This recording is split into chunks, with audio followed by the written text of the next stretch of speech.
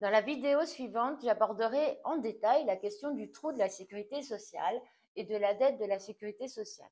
Concentrons-nous ici sur les dépenses de santé. Quels sont les choix de dépenses et quelle est la logique derrière?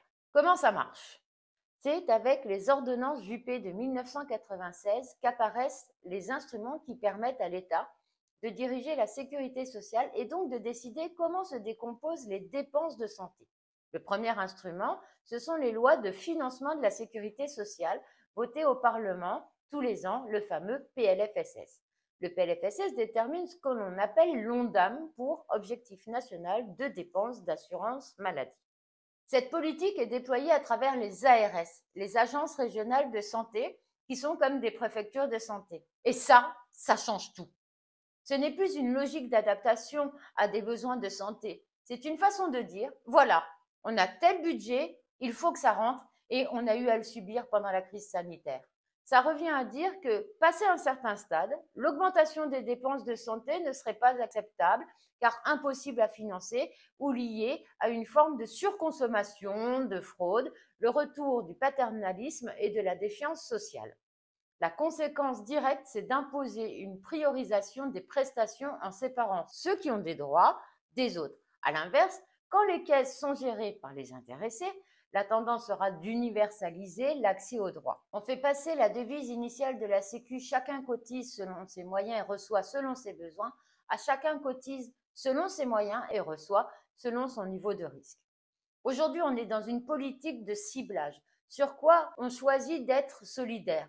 Pour ceux qui ne peuvent pas faire autrement, la Sécu joue son rôle pour les besoins prioritaires, c'est-à-dire considérés comme prioritaires par le gouvernement. Les plus malades, comme les affections longue durée, dont les soins sont remboursés à 100%, ou des plus pauvres avec des complémentaires santé publique. Et encore, dans les faits, ce n'est pas une prise en charge à 100%. Il y a des trous dans les filets et on voit que le périmètre des prestations prises en charge diminue inexorablement. Pour les autres, le marché doit se développer et apporter un complément de prise en charge privée.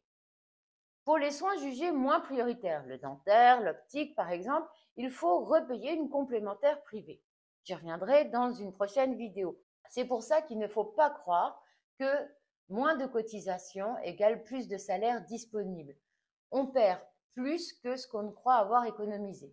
Tout simplement parce que la Sécu est non seulement plus solidaire, mais aussi plus efficace financièrement.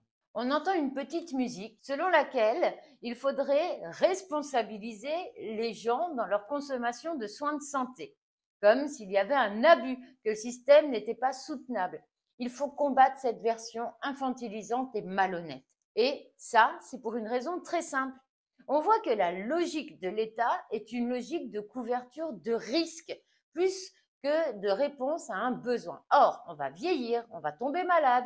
L'enjeu n'est pas de savoir si on va rencontrer ces risques, mais comment on organise leur prise en charge. Et la Sécu publique est toujours plus efficace que les assurances privées.